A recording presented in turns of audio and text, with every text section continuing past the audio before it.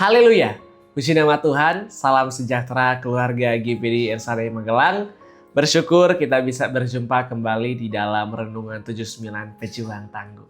Resilient, tangguh dalam Tuhan. Puji nama Tuhan, pada saat ini kita akan belajar dan merenungkan firman Tuhan yang saya berikan tema menilai diri sendiri. Kita akan sama-sama mempelajari akan hal ini di dalam pembacaan kita di dalam Roma pasal yang ke-14 ayat 3 sampai 10, tetapi secara singkat saya akan membacakan ayat 10 saja. Yang dimana firman Tuhan berkata seperti ini. Tetapi engkau, mengapakah engkau menghakimi saudaramu? Atau mengapakah engkau menghina saudaramu? Sebab kita semua harus menghadap takhta pengadilan Allah. Dalam kehidupan sehari-hari, manusia cenderung lebih mudah melihat kesalahan orang lain daripada melihat kesalahan diri sendiri. Itu pada umumnya orang melakukan hal tersebut. Yang dimana ketika kita terkadang lebih cepat mengomentari, mengkritik, atau bahkan menghakimi orang lain. Tetapi seringkali tidak mau atau lupa bahwa setiap orang termasuk kita akan berdiri sendiri di hadapan takhta pengadilan Allah. Sehingga Roma 14 ayat 10 mengingatkan kita bahwa fokus utama orang percaya bukanlah menjadi hakim bagi sesama, melainkan menjadi pribadi yang terus memeriksa kehidupannya di hadapan Tuhan melalui firman Tuhan. Nah, saya berikan sebuah sedikit ilustrasi yang dimana saat kita bercermin, kita tidak memakai cermin untuk melihat wajah orang lain. Dan itu tidak bisa, Bapak Saudara. Tetapi kita bercermin untuk menilai wajah kita sendiri. Entah mengatur pakaian, make up, atau kita mengatur rambut dan lain semacamnya.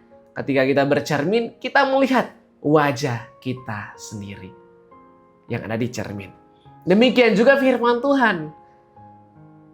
Firman Tuhan diberikan bukan terutama untuk mencari kesalahan orang lain. Bukan untuk menghakimi orang lain.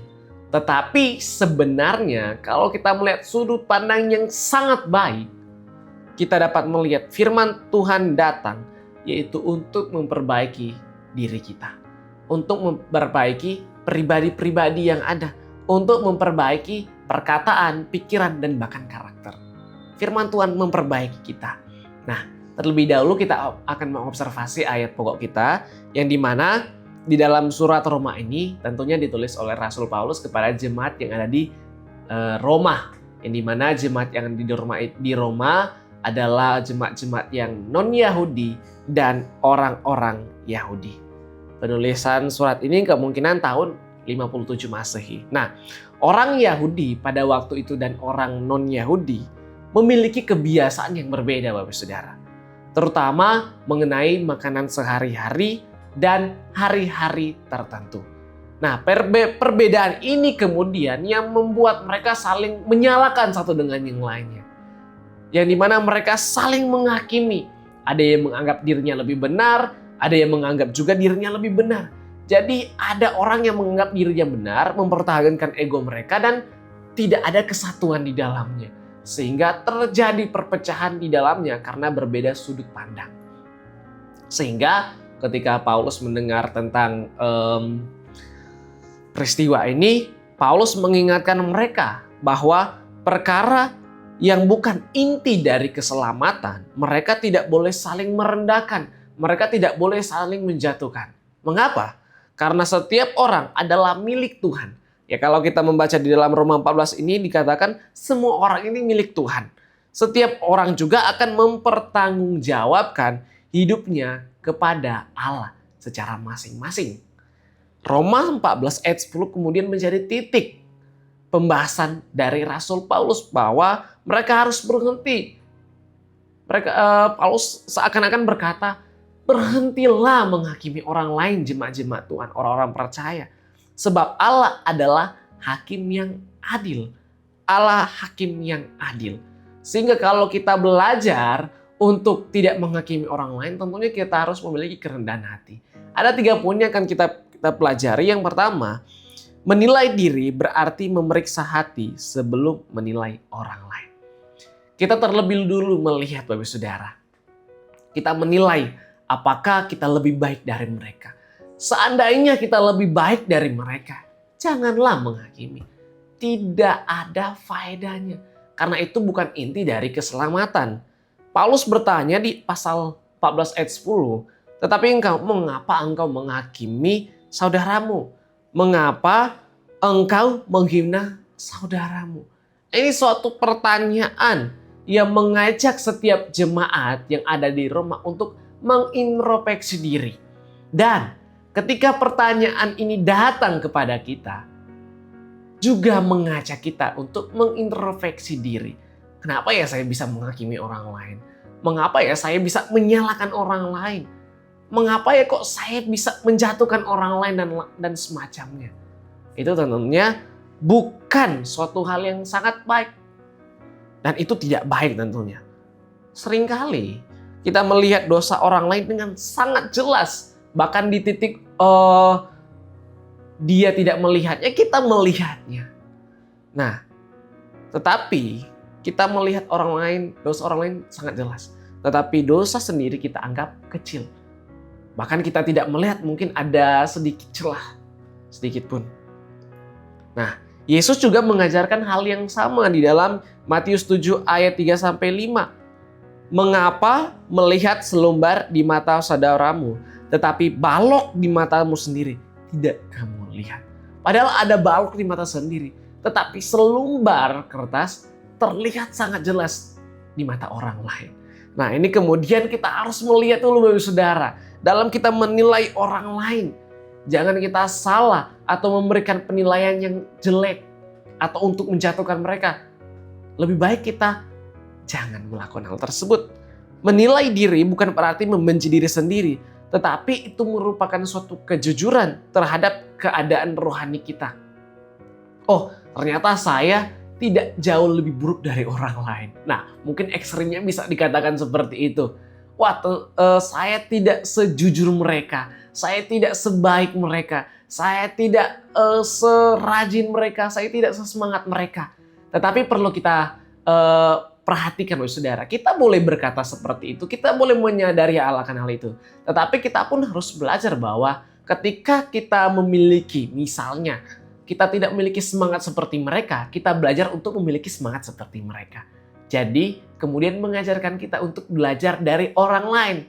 Berarti titik kerendahan hati kita itu semakin bertambah. Kita menjadi orang yang semakin rendah hati kalau kita mau belajar dari orang lain.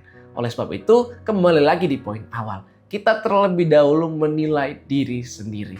Dan bagusnya kita menilai orang lain penilaian yang positif, penilaian yang baik. Kemudian yang kedua, menilai diri berarti sadar bahwa kita juga akan menghadap penghakiman Allah. Ya, sangat jelas di ayat 10 berkata bagian akhir, sebab kita semua harus menghadap takhta pengadilan Allah. Paulus tidak berkata mereka bukan, tetapi kita semua. Yang artinya tidak ada orang yang lebih tinggi daripada orang lain. Semua memiliki tanggung jawab pribadi. Semua akan memberikan pertanggungjawaban kepada Tuhan. Pengkhotbah 12 ayat 14 berkata, karena Allah akan membawa setiap perbuatan ke pengadilan yang berlaku atas segala sesuatu yang tersembunyi, entah itu baik, entah itu jahat. Tuhan yang akan mengadili. Ibrani 4 ayat 13 berkata, dan tidak ada suatu makhluk pun yang tersembunyi di hadapannya, sebab segala sesuatu telanjang dan terbuka di depan mata Dia, yang kepadanya kita harus memberikan pertanggungjawaban. Jadi kepada Tuhan, pribadi lepas pribadi datang untuk mempertanggungjawabkan apa yang Ia lakukan. Entah itu yang terlihat ataupun yang tersembunyi, entah itu baik atau jahat, Tuhan yang mengetahuinya. Sehingga ya kita kembali lagi. Kita menilai diri sendiri karena kita juga akan menghadap takhta pengadilan Allah. Kemudian yang ketiga, menilai diri sendiri menghasilkan kerendahan hati. Ini adalah titik puncaknya Bapak Saudara. Supaya kita memiliki kerendahan hati. Karena jujur saja Tuhan mengasihi orang-orang yang rendah hati. Sehingga kita sama-sama mau belajar untuk hari demi hari untuk memiliki kerendahan hati. Semakin kita mengenal diri kita di hadapan Allah, maka kita akan semakin ingin memiliki kerendahan hati tersebut. Mengapa? Karena kemudian ketika kita lebih kenal Allah, semakin dengan Tuhan, maka kita akan sadar bahwa semua hanya oleh karena anugerah dari Tuhan. Tidak ada yang layak untuk menyombongkan diri. Dan setiap hari kita akan membutuhkan kasih karunia Tuhan. Kita akan menyadari hal itu, Bapak Saudara. Tetapi sebaliknya, orang yang merasa paling benar, biasanya dia tidak mengevaluasi diri sendiri. Dia tidak melihat kekurangan dari dirinya sendiri. Filipi 2 ayat 3 berkata, dengan tidak mencari kepentingan sendiri atau puji-pujian yang sia-sia, sebaliknya, hendaklah dengan rendah hati yang seorang menganggap yang lain lebih utama daripada dirinya sendiri. Yakobus 4 ayat 6, tetapi kasih karunia yang dianugerahkannya kepada kita lebih besar daripada itu. Karena itu ia katakan, Allah menentang orang yang congkak, tetapi mengasihani orang yang rendah hati. Sangat jelas di bagian akhir berkata, saudara, Allah menentang orang yang congkak, tetapi orang yang rendah hati, wah luar biasa, Tuhan mengasihi mereka. Kerendahan hati lahir dari hati yang terus mau belajar dibentuk oleh firman Tuhan. Mau dibentuk oleh firman Tuhan. Sehingga aplikasinya dalam kehidupan kita, jadikan firman Tuhan itu sebagai cermin. Nah, kalau kita melihat di dalam Yakobus 1 ayat 22-25, mengatakan bahwa firman adalah cermin. Firman digambarkan seperti cermin. Nah, kita menggunakan firman Tuhan bukan untuk memeriksa orang lain, bukan untuk menyalahkan atau menghakimi orang lain, bukan. Tetapi memeriksa perilaku, karakter kita yang sebenarnya. Contohnya, memeriksa perkataan kita, apakah perkataan kita baik atau tidak. Memeriksa tingkah laku kita, apakah tingkah laku kita menjadi batu sandungan bagi orang lain atau membangun. Memeriksa kerohanian kita, atau bahkan motivasi kita dalam kita melakukan segala sesuatu. Nah, 2 Timotius 3 ayat 16 berkata, segala tulisan yang diilhamkan Allah memang bermanfaat untuk mengajar, menyatakan kesalahan, memperbaiki kelakuan, mendidik orang dalam kebenaran. Yang menuntun orang ke jalan yang benar, jalan yang baik. Kemudian aplikasi yang kedua, ya tentunya kita mengevaluasi diri.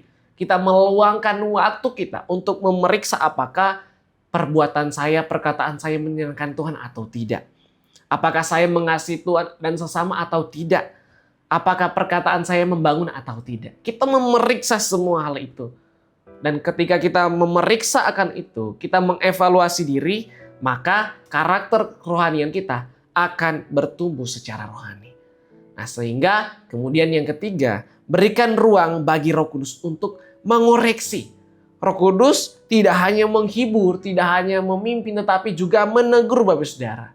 Kalau kita melihat di dalam Yohanes 16 ayat 8 berkata, dan kalau ia, dalam hal ini Roh Kudus datang, ia akan menginsafkan dunia akan dosa, kebenaran, dan penghakiman.